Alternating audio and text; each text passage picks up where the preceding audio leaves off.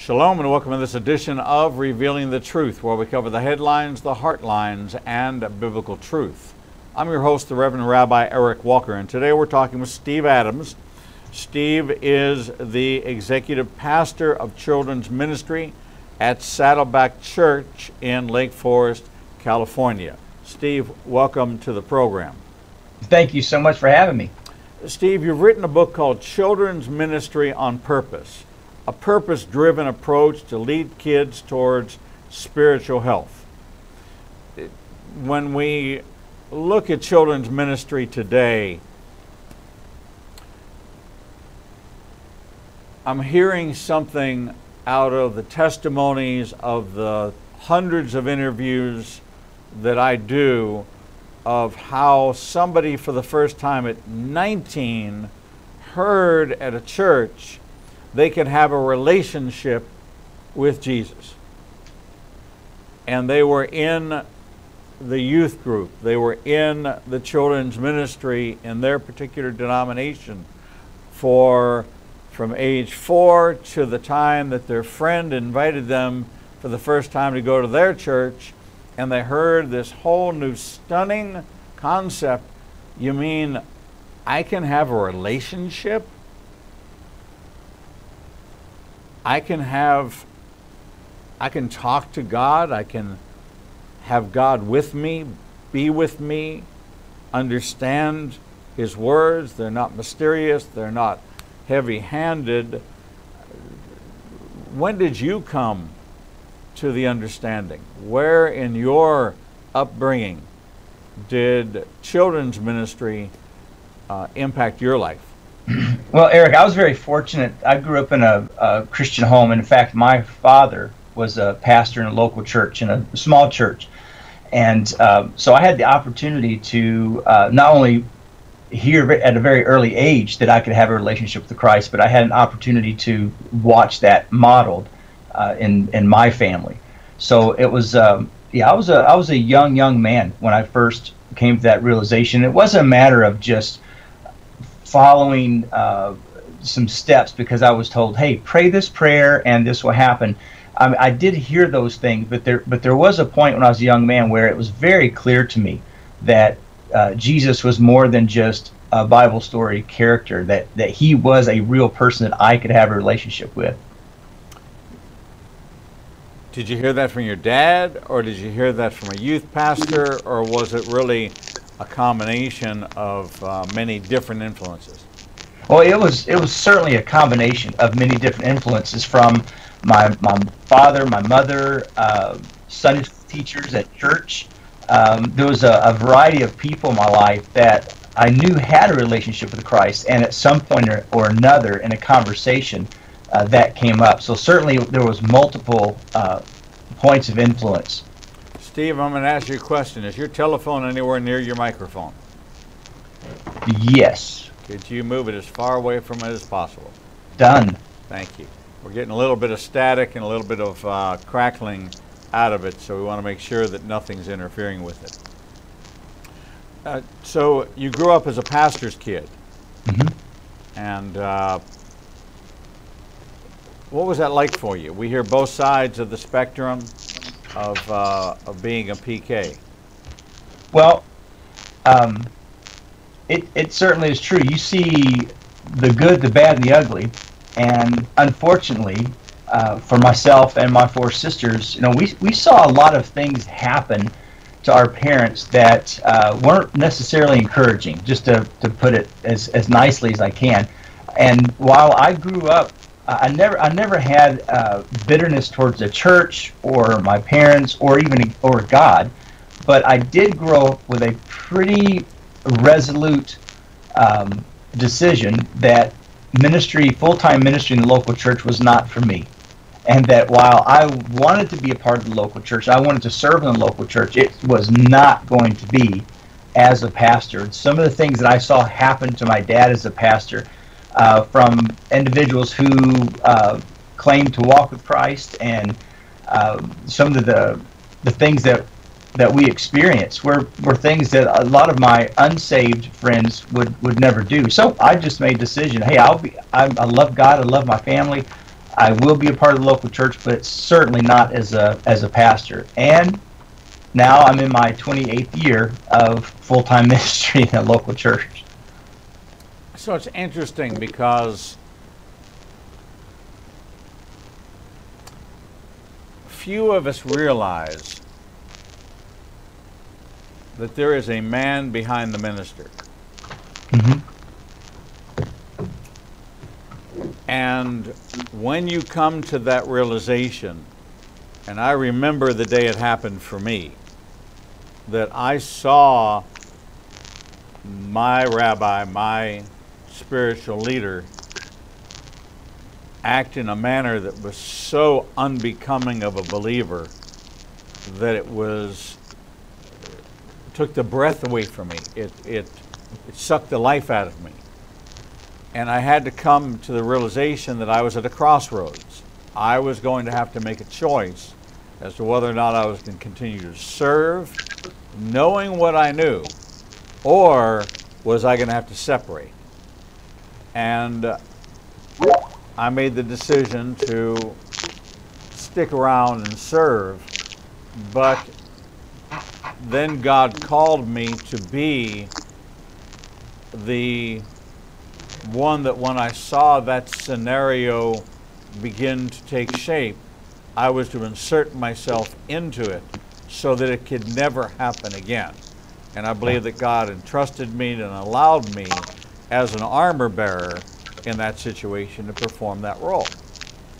So the idea of the ministry, and we're still having a bunch of crackling in your microphone. Let me just ask you a technical question. Are you on earbuds? I am not. Okay. What microphone are you using? Internal. Internal. Do you have earbuds? I have some I can plug in, sure. Okay. Give that a shot. All right. I'd like to do that because we're going to be rebroadcasting this, and lots of folks are going to want to hear everything you say crystal clear. Okay, that took care of it. Go ahead and talk. Okay. Yeah, that took care of our problems, so we're good. All right.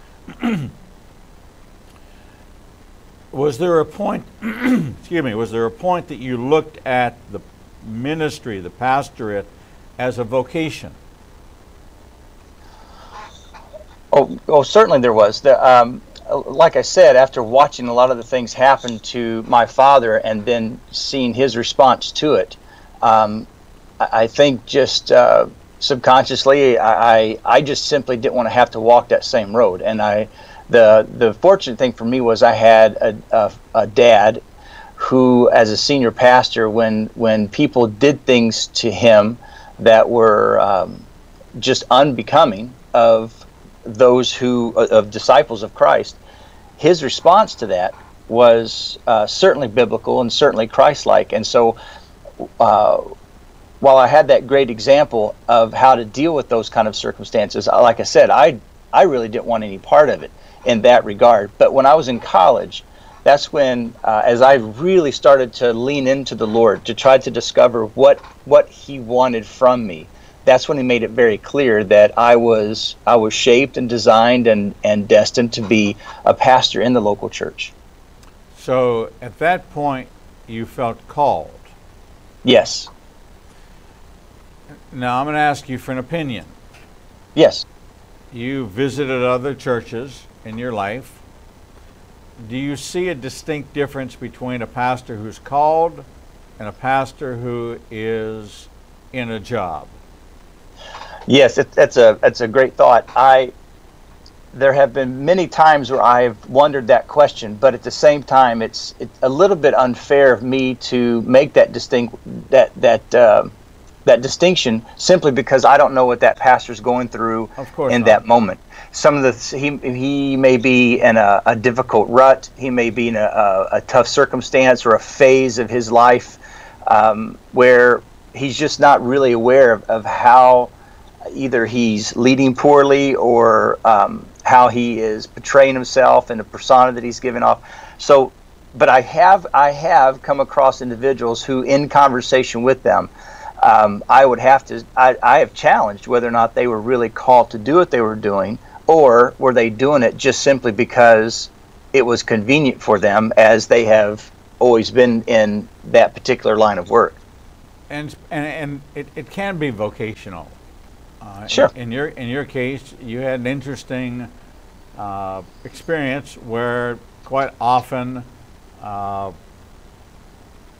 you follow in the footsteps of your father. It's the tradition, it's the path, it's the vocation, but you stepped away from it and can clearly see where you are called, which with the calling comes the anointing. With the anointing, that's what breaks the yoke. It's not the words, it's the power and the authority and the anointing of the Holy Spirit, active and alive, that works that way.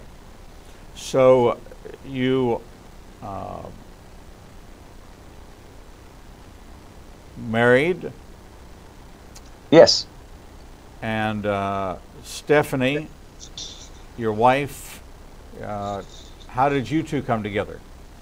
Well, we met in high school, and at the time that we met, we actually, in the church that my dad was pastoring at the time, they didn't have anyone to take care of the Sunday programming for the children's ministry. So my, at that time, girlfriend Stephanie, we just did it ourselves. We just said, well, no one else would do it, so we just stepped up and did it. And again, even at that time, while I think that my calling into ministry, and specifically into children's ministry, actually was a part of my life even well before college, I kind of suppressed it, pushed it back, I ignored it, thinking, no, that's just me following my father's footsteps. No, that's just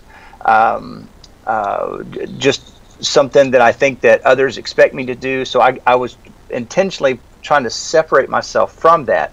But it was really neat because after high school and college, when my girlfriend Stephanie and I got married, I realized that calling had been there all along. I just had not really embraced it. So she kind of joined this journey with you. Did she feel the same call that you felt at the same time? Well, I don't think that she would say she felt the exact same call, but she knew that if you ask her today, she would say that she's in her high school years, as she really sought the Lord for what God had for her, she really felt like she was going to be in ministry in the local church, but she didn't know how, she didn't know in what context.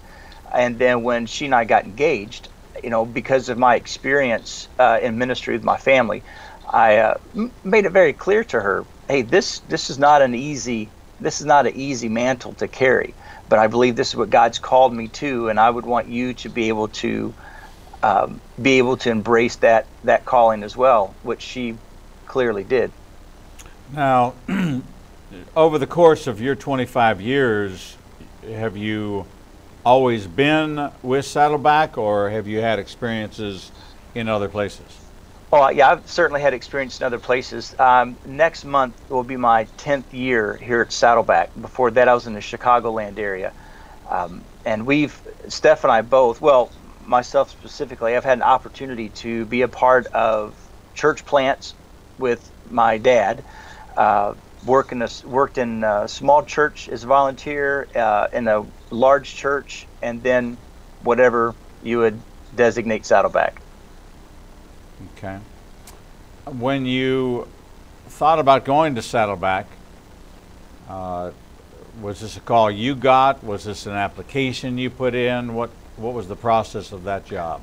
Well, it was really interesting because I had not connected with anyone at Saddleback, and they reached out to me. And at the time they did, a very interesting thing had happened to me simultaneously. The church that we were at in the Chicagoland area, I honestly thought I would be there until I retired. I loved that congregation, loved the area. My family loved their life there. My sons grew up in that area. But there was one very particular day that and it didn't just happen on one day. There had been this this overwhelming feeling that something was going to change. And I kept telling my wife, I really think that a change is coming our way, but I have no idea what it is. And there was a particular day where I just, for the first time, I could not remember ever feeling this way before. I just simply didn't want to go into the church office. I just didn't. I was feeling somewhat bored and unfulfilled, and it was literally the first time I ever remember not anxious to get to work. And wouldn't you know it, it was on that day that someone called from Saddleback on Pastor Rick's behalf and asked if they could talk with me about coming to Saddleback. And that's kind of where it all started. Did you know much about Saddleback? Did you know much about Rick Warren? Did you know much about the purpose-driven life and the had you had churches that had adopted it as a teaching style? Well, I only knew a little bit about Saddleback and about Rick Warren. I had been here for a conference, and that was pretty much the extent of my connection to the church and what I knew of the church. What was interesting was Rick's book, Purpose Driven Church, was the book that really transformed how I framed ministry and how I approached ministry. And so having never talked with anyone at Saddleback, or especially Rick Warren, it was interesting that they knocked on my door just a few years after that book had really revolutionized how I approached my ministry and the intentionality specifically that I put towards it. When you look at the influences, it's easy to look at your dad as being a role model, as being a key influencer. When you went to college, did you go to a university that was a Bible college? Well, no, it wasn't a Bible college. It was a liberal arts university that did have a theology department, but it was the theology department at the university I went to was more situated for an individual who was going on to further education, either to master's or PhD in theology. It really wasn't what you would call a classic Bible college, but it was really best suited for me because I had an opportunity again to grow up in a ministry home and to see how that functions. But the best thing that could have happened for me did at my university, where my minor was in philosophy, and one of my philosophy teachers, probably the most significant thing that happened to me there, really taught me how to think, not just to hear and process and regurgitate information, but he really challenged me and taught me how to think. And that was really a catalyst for me in my ministry, and really had a lot to do even with the book that you have. What was that lesson? What was that reframework that took place that helped you learn how to think? Well, to not necessarily take everything just at face value, to do my due diligence in research, to really challenge the status quo, and to think, is this really what was intended from this passage? He really taught us to be willing to take some chances with how we think, and again, not just to hear something and just accept it, but to challenge that thought and to find evidence for it.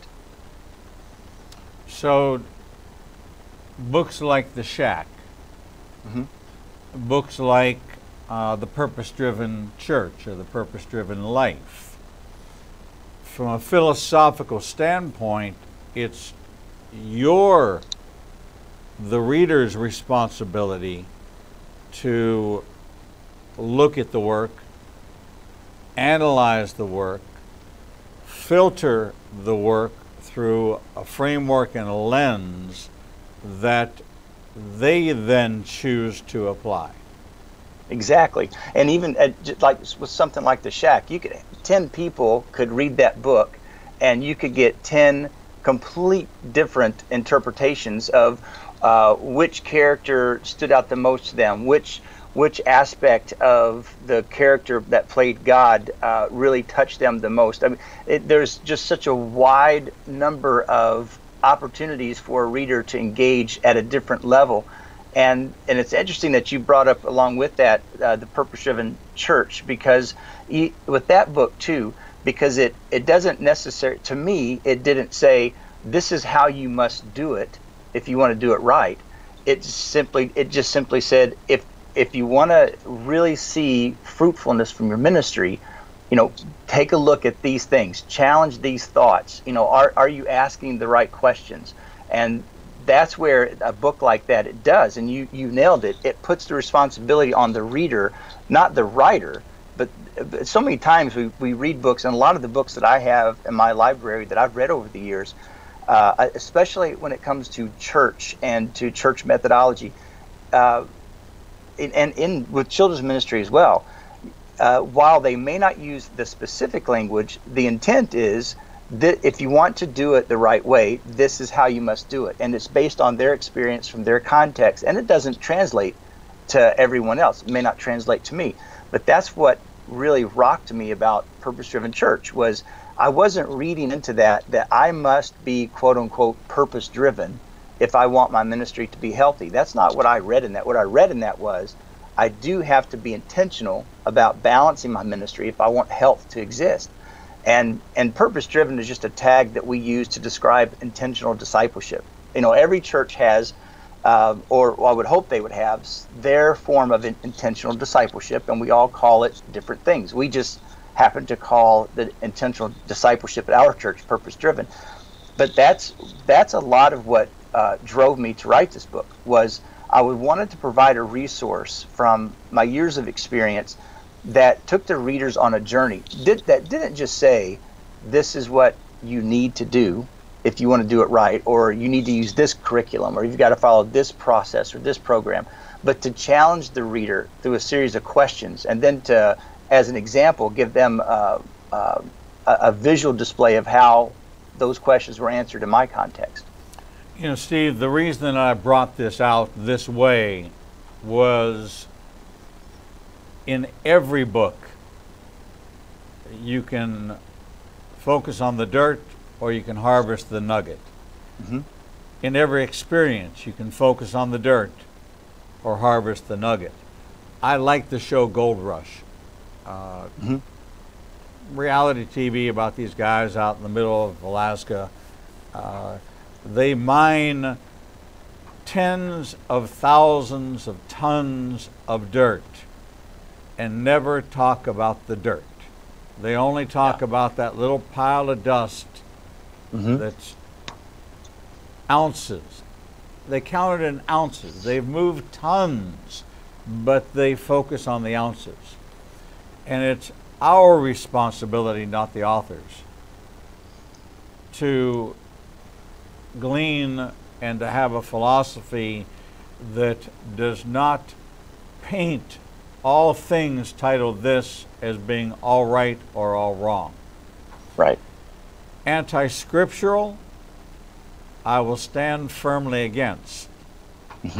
But in how we adopt and how we apply and what we glean and what we learn, we have a responsibility. And that is not on you. It's not on Rick Warren. It's not on the author of The Shack. It is on the reader to discern, to glean, to mine, to harvest, and the same way it was with Paul. If his letters to Rome, if you're not doing any of the things that Rome was doing, well, then maybe in this moment it does not apply to you because you're not doing that. Although 99% of you are, if you happen to be the rare one that's not, then it's informational, not transformational. But it's the responsibility of the reader to identify. And I say that because when we come back from break, we're going to talk about this purpose-driven approach. And I don't want you, and I don't want me, and I don't want my audience to be painted with a brush that says, oh my goodness, they said the words purpose driven. Yeah. They are Rick Warren devotees who are saying that everything he says is a gold nugget. Everything he says are words. They're a nugget if I want them to be a nugget. And it's not because he said them. It may be because they're true. And then again, they may not be. But that neither supports nor denies your experience of 25 years of children's ministry. We're going to take a short break, and we'll be back on the other side with our good friend Steve Adams, author of Children's Ministry on Purpose, a purpose-driven approach to lead kids toward spiritual health. We'll be right back. This is Messianic Rabbi Eric Walker, Executive Director of Igniting a Nation Ministries, and your host for Revealing the Truth right here on the Igniting a Nation Broadcasting Network. I'm coming to you today with a very special offer from one of our very prominent guests, Dr. Carl Gallups. For your tax-deductible contribution of $30 or more, Pastor Carl Gallups will send you a signed copy of his new best-selling book, When the Lion Roars. In this book, you will discover what the Bible really says about the unprecedented demonic outpouring of the last days, the spirit of the days of Noah, the connection of technology and prophecy fulfillment, the spirit of Sodom and Gomorrah, apostasy in the last days church, why Turkey is central to last days prophecy, why Israel is the centerpiece of end-time prophecy, the historical truth about Islam and ISIS, the Shemitah, the mystery of 666, and how Christians in the church should respond to these prophetic times. We are living in intense but exciting times. We're living in prophetically unprecedented times. Be on guard, prepare your heart and mind, make certain you have a biblical balanced understanding of our generation. Be ready with wisdom and perspective. We have been raised up for such a time as this. The Lion of God's prophetic word is roaring. Do you hear its call? Send your check payable to Igniting a Nation, 2700 Corporate Drive, Suite 120, Birmingham, Alabama, 35242. Hi, I'm Angela Waite, and I just finished my interview on Revealing the Truth with Rabbi Eric Walker. I hope that in some way you will be touched by my story and that you will receive the healing you so desperately desire. I would like to share my story with you and send you a personalized signed copy of my book, Bomb Pops, Blow Dryers, and Butterfly Kisses, for your tax-deductible gift of $25 or more to Igniting a Nation, Inc. I will personally send you my book along with a note of encouragement as you take this journey with me. You will not only be supporting the work of Igniting a Nation, but all the proceeds that I receive from book sales goes to support Ramsey's Rescue, which targets the physical and spiritual care of the little ones who have been abandoned. It is the goal of this ministry to provide food, clothing, education, medical, a safe and loving home, and hope. Please help support both ministries with your gift and make a difference in so many lives today. Send your check payable to Igniting a Nation, 2700 Corporate Drive, Suite 120, Birmingham, Alabama, 35242. May the Lord bless you for your generosity and support. This is the Reverend Rabbi Eric Walker, Executive Director of Igniting a Nation and host of Revealing the Truth, right here on the Igniting a Nation Broadcasting Network, inviting you to join me every Monday, Tuesday, and Thursday for our Prophecy in the News classes. Each week I take the headlines from around the world that have a biblical connection and present them in a way that brings the news and the Bible to life. There are over 2,500 prophecies in the Bible, and there are so few classes available to see how they connect with world events. We cover everything from Islamic terrorism to the changing relationships between Russia, Turkey, Iran, Syria, and Israel. Prophecy is unfolding before our very eyes, and to many, it is complicated and hard to understand. In just 1 hour each week, you'll be given the tools and the biblical connection to world events. With so much going on, and so few reliable sources of news, I encourage you to join me every Monday night at 7 o'clock p.m. at St. Mark United Methodist Church in Northport, every Tuesday night at 7 p.m. at Beechwood Baptist Church in Mount Olive, and every Thursday night at 7 p.m. at Mountain Chapel United Methodist Church in Vestavia. If you want to make sense out of what's happened in the world around you, this is the class for you. All are welcome. Times and location addresses can be found on our website at ianbn.com. I hope to see you there. Shalom.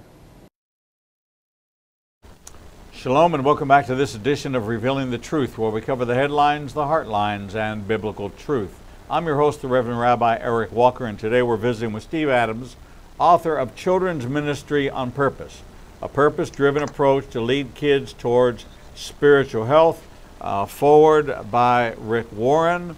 And we kind of gave a caveat in our last segment that said, you know, it's up to you to make your own determination based on the facts, not based on the media.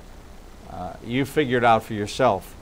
And if we're going to deny our children a great opportunity to celebrate something that's touched tens of thousands of children's lives because we see a name that we've been told is associated with something that may or may not be true, you have an obligation to check it out for yourself. There's nothing in this book that I will tell you is anything but biblical.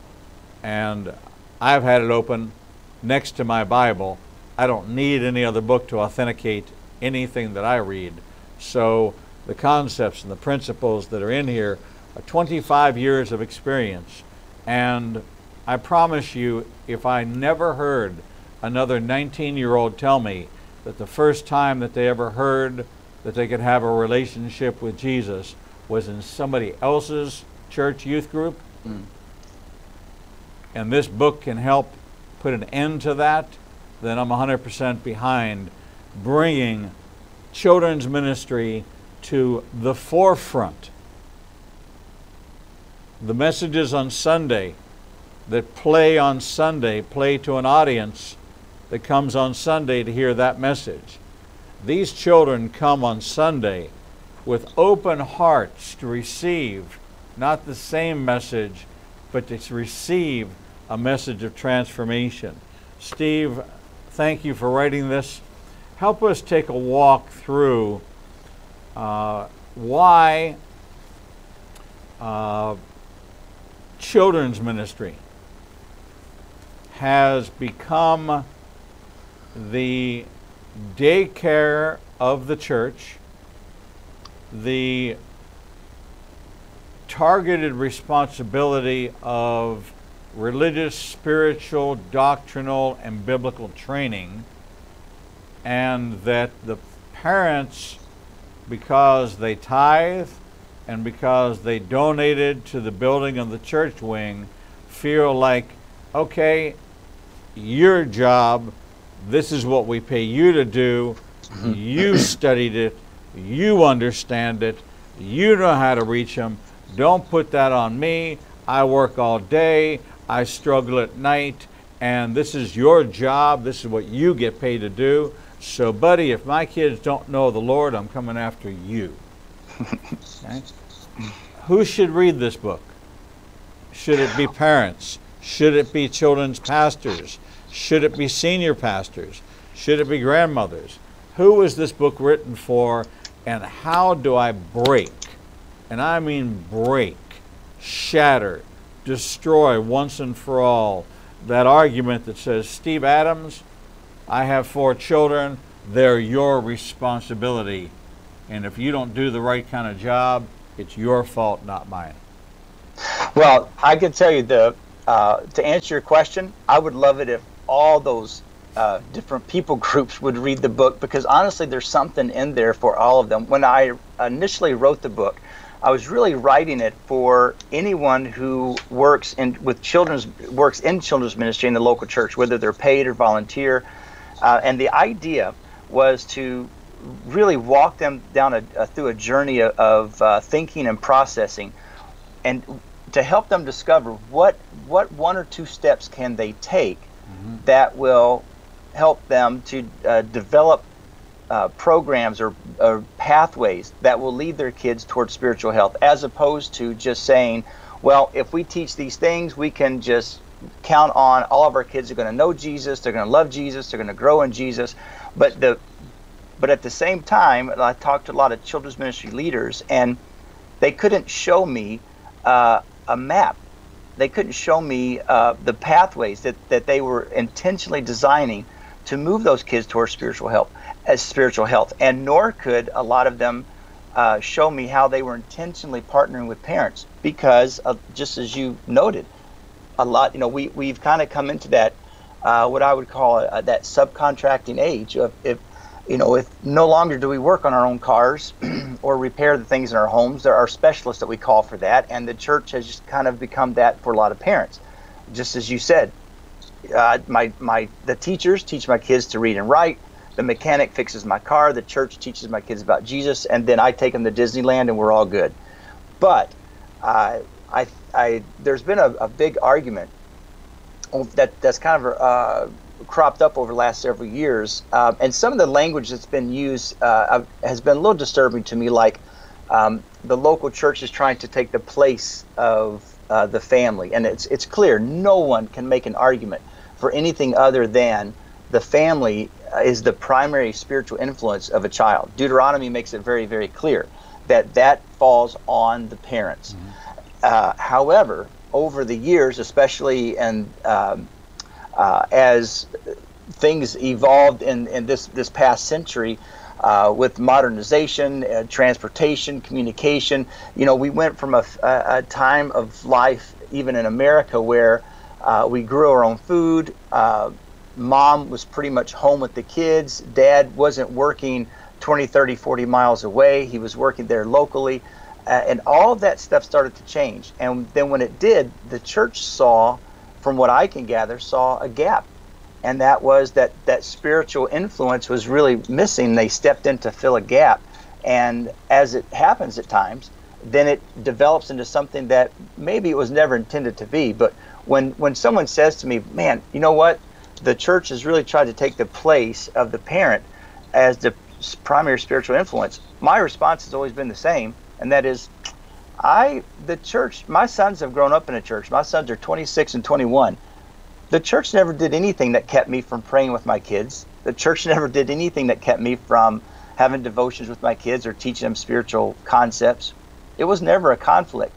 It's just that we've kind of labeled it that because it's a little more convenient than to actually look at the truth, which is there has to be a partnership between the church and the family, but it requires both entities being willing to intentionally collaborate together, and that's where it breaks down at times. And that's one of the reasons why I would love for senior pastors to read this book and let it really challenge them, because just as you've probably heard yourself, a lot of times where I'm speaking or traveling, I'll hear senior pastors say, boy, children's ministry is a priority here. It's a priority.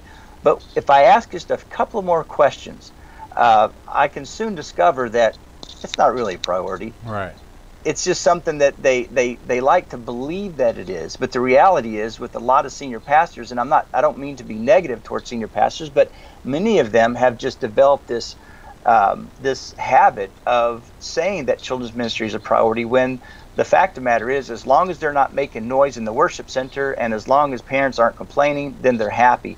But there has to be this intentional formation that really begins with the senior pastor, between the church and the family. And that's how we can solve the very problem that you opened the show with. A 19-year-old that grew up in church and didn't understand for 19 years that he or she could have a viable, working relationship with the living God. And that is a shame. But again, with those two entities working together, we can end that. We can make sure that doesn't happen again. No question. I grew up in a very, very, very, very, very traditional Jewish world. In that traditional Jewish world, your schooling was at the synagogue. The nursery school was at the synagogue. Preschool was at the synagogue. Your early education was at the synagogue. And I remember finding a secret doorway from the synagogue into the rabbi's library, and it was how he came in. He never came through the congregation. He appeared. There were doors that were behind a panel, and he appeared. His chair was on the other side of it, and he appeared. I don't know how I wound my way at 3 or 4, and I'd hide under his desk. And I actually had a relationship, one of the few people, even to this day, that I picked up the phone and called, and he answers the phone. My mother's almost 91, and she says, "You may be one of the last living people to have ever spoken to him," because he was a scholar. He was unapproachable. When I became a congregational rabbi, I would not dismiss the children until half the service was over.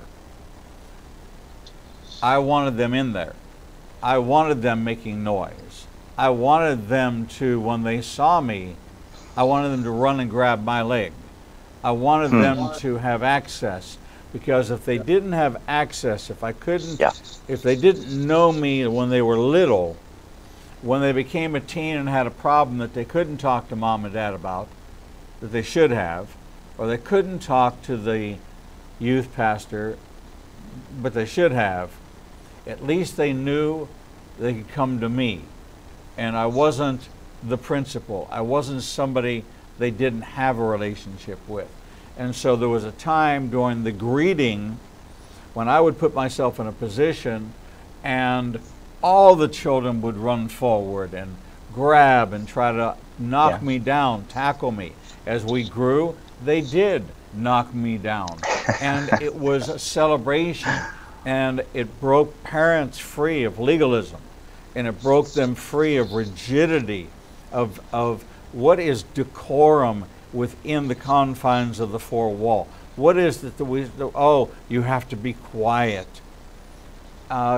Those angels surrounding the throne, shouting hallelujah, glory to the King. They're not whispering. No. So we created these man-made rules that separate the leader, the spiritual leader, the congregational leader from the children. Sometimes they don't even know, because they're in separate buildings and they never see. They wouldn't recognize the pastor until he comes to Uncle Louie's funeral, and then the only relationship they have with him is with dead people. So why would I want to talk to him if the only time I ever see him, who's dead? So we've kind of taken this, what we considered to be the local pastorate, and the pastor that came to the family lunch, and the pastor that came to the home, and the pastor that visited, and we got to the point where we disconnected. Then we have people like yourself that become the children's pastor. Now, when they leave you and they become part of the adult class, that relationship is non-transferable. They're going to come to you when they're 50. Because their relationship was built with you. That's where the foundation were laid. Who will they go to if you're not there? Well, that's a great question. The hope and prayer is that it's not on one person, that in fact that whatever group that they transfer to, whether it be junior high, high school, college, adult, that there is that same relationship with the key leader or other lay leaders in the church. I mean, can you imagine what would happen if all senior pastors did the same thing that you did? If all of them had that kind of access and created that type of a relationship, even to just communicate that that the senior pastor desires that kind of closeness or connectivity to the kids or to the youth, that would create a magnanimous shift all by itself. I get an invitation to every birthday, to every graduation, to every wedding, and it's not that I really want them because there's too many of them, but the point is that they put a personal note. You were there for me. I remember being able for the first time to run in a synagogue, and I was glad to, they were jubilant, they were happy to be there. You know, we have them in separate buildings. Do we take them over and let them run around? Do we let them see and experience? Because isn't that where we want them to wind up going? Is to move Absolutely. From the youth auditorium to the main sanctuary with their college sweetheart that they're bringing home because they think they're going to marry them, and they come for the holidays and they're going to sit with mom and dad. And if that's their first experience sitting with mom and dad, and they can't explain to their guests what's going to happen and what goes on next because they've not seen it themselves, are we really preparing them for a life as a congregant, life in a community, or are we segregating them and compartmentalizing and calling children's ministry a unique and separate and total disintegrated part of the overarching vision of the progression of faith? As I mature in my faith, I mature in my congregation. You map out strategies in here for how to get them not only to come, but to stay, to leave, because they got to leave, and then how to get them back. Help us with some of those principles. Well, I love the topic that you brought up, and in terms of the inclusion, and I can tell you that personally, I am a big fan of age-specific discipleship, meaning that we do have that opportunity to bring kids into a worship setting that's designed specifically for them, but not where it is completely separated from church life, that they don't know any other entity of the church. And the thing that I'm always cautious of with that is there are some who say, because a buzzword, it's not just a buzzword, but a lot of topic is around family ministry these days. And just as I said a second ago, 10 different people reading the shack will give you 10 different interpretations. If you talk to 10 different people about family ministry, you'll get probably 10 different definitions of what family ministry is. And I've never defined family ministry as it's answered simply by having the kids in the worship center with the adults. There's got to be a much more holistic approach to it than just that. But I do like the age specific discipleship, and just as Paul said, I only gave you what you could understand. You know, you have milk now. You'll gradually move to solid food, spiritually speaking, as we go along. It's the same with the kids.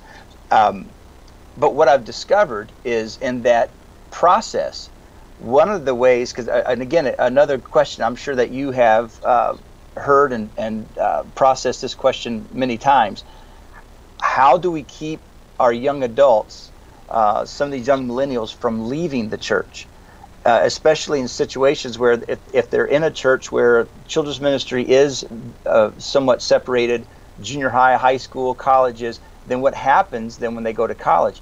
And while I don't know that I certainly don't have any one answer that will solve it. The one thing that we have seen happen at my church is a great answer to that is serving, because we've noticed we've been over the last 10 years, myself and our executive pastor of youth ministries have been watching the kids who volunteer and serve as early as 11, 12, 13 years old. Those kids who are involved in ministry and continue to serve, when those kids have become adults, we've noticed here at my church that they actually are a part of the lifeblood of the church. They're actually a part of the congregation. We don't lose those individuals.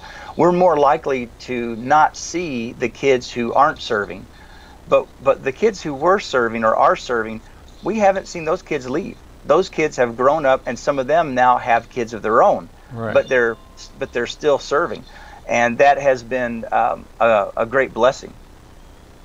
Well, the way you've broken the book down is really quite extraordinary. That you start out by telling them that they have to make the most of their opportunity. It seems kind of obvious, but many continue to inherit. Somebody was in the job for a couple of years, they left some systems in place, and they inherit it, and so they perpetuate it. But you really do have to be intentional. You have to be focused on a vision. And unless you set that vision, it's no different than business. It's no different than your family life. Scripture says, without a vision, the people perish. And you walk them through by asking questions. It's one of the things that impressed me the most. I thought it was going to be a how-to handbook. Instead, if it is a challenging you to examine, not to offer up, here's some things that you can do, but to challenge you to think way outside of the confines of this approach, and embrace an approach that is specific to your community, to your economy, to your congregation, and to set a long-term vision for engagement. Because if they're engaged, they're not going to want to unplug. And if our issue today with our youth, the ones on the street, their parents go to church, their grandparents are the pillar of the church, but they never got plugged in, therefore they didn't get unplugged. If you can get them plugged in, it takes a whole lot more to get them disconnected than it does to invest in getting them plugged in. And so, Steve Adams, thank you. Thank you for sharing this new book, Children's Ministry on Purpose, a purpose-driven approach to lead kids towards spiritual health. If you're going to be concerned about them when they're 25, you better start when they're 2. Because by the time they're 25 and you haven't done what you were supposed to do at 2, you can still accomplish it, but it's going to be a whole lot harder. So thank you so much for sharing this with us and for being here with us on Revealing the Truth. Thank you very much. It's an honor. We're going to take a short break, and when we come back, we will bring you the next edition of Revealing the Truth.